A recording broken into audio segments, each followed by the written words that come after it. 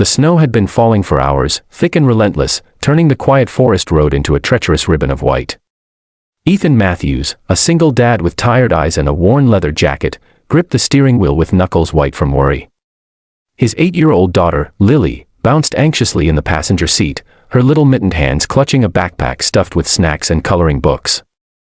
"Dad, do you think we'll get there before dark?" she asked, her voice trembling as if she felt the weight of the storm. Ethan forced a reassuring smile, though his heart was hammering. "We'll make it, Pumpkin. Just a little further." The GPS had long stopped working, and every mile seemed to stretch longer in the blizzard. That's when the headlights of a sleek black SUV appeared in the distance, spinning and sliding as it tried to navigate the snow. Ethan slowed instinctively, and from the other vehicle stepped a woman with sharp features, a tailored coat dusted with snow, and an aura of quiet authority that made it clear she was someone used to controlling every situation. "Do you need help?" Ethan called out, his voice barely audible over the wind. The woman hesitated for a heartbeat, then nodded, her eyes locking onto Lily's with a fleeting softness that contradicted her composed exterior. That was the moment the storm wasn't the only thing that would trap them, it was fate itself. By the time they found a small, rustic cabin tucked behind a cluster of pines, the snow had turned the world into a silent, blinding white. The woman, who introduced herself as Cassandra Blake, CEO of a major tech company, explained that her car had slid off the road, and she had been wandering for hours before spotting Ethan. He offered her warmth, and reluctantly, she accepted. Inside, the cabin smelled of pine and burning wood, and Ethan's daughter immediately made a beeline for the crackling fireplace, shaking off the snow from her hair. At first, Cassandra stood stiffly, surveying the small living space like a general taking command, while Ethan tried to keep the tension light with jokes and easy conversation. But when the power went out, leaving only the fireplace to illuminate the room, the air shifted. Cassandra looked vulnerable in a way Ethan had never seen in a powerful woman, her hands clasped tightly over her knees, shoulders slightly hunched. "Do you mind if I stay close to the fire?" she whispered, a trace of fatigue and fear in her voice. That simple admission cracked something in Ethan. He nodded, silently realizing that beneath the polished exterior and commanding presence, she was just human. The night stretched long, with the storm howling outside, trapping them together in the cabin. Lily fell asleep on the sofa, her head on Ethan's shoulder, leaving him to watch Cassandra as she sat across the room, knees pulled to her chest. Conversation flowed in fragments at first, light, surface-level stories about childhood and work, but eventually, it deepened. Cassandra confessed her loneliness, the crushing weight of responsibility, and the fear that no one ever really saw her. Ethan shared his struggles as a single father, the nights filled with worry and the endless balancing act between work and love. By the time they spoke of dreams and regrets, the distance between them felt smaller, invisible threads of connection forming. That was when Cassandra leaned forward slightly, her voice barely above a whisper, "Can I slip under your blanket?"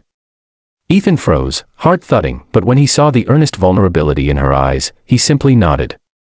They shared warmth, not just from the blanket, but from understanding, companionship, and a fragile trust that had grown overnight. Morning came softly, light filtering through frost-laced windows, revealing the aftermath of the storm, snow piled high, silence stretching across the forest.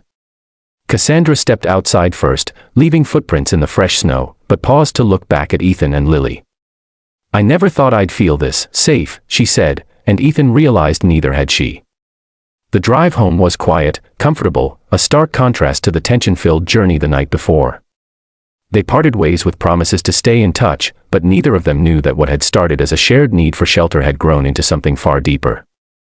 Ethan watched her SUV disappear down the snow-dusted road and felt a rare, exhilarating sense of hope that love and trust could appear in the most unexpected places. Weeks later, life returned to its routine, but the memory of that cabin lingered. Cassandra began visiting, often with flowers for Lily or coffee for Ethan, the barriers between their worlds dissolving gradually. They laughed, argued, and comforted each other in ways only two people who had been truly vulnerable together could. For Ethan, it was a lesson in opening up again, in trusting someone with his heart. For Cassandra, it was the rediscovery of softness beneath the armor of success. And Lily. She had found a friend in Cassandra, someone who could balance her sharp intellect with genuine care and warmth. The real turning point came one evening, months after the storm. Ethan and Cassandra were in the kitchen, preparing dinner, the space filled with the smell of baking bread and roasting vegetables. Lily had gone to bed, leaving them alone with quiet laughter and the occasional clatter of utensils.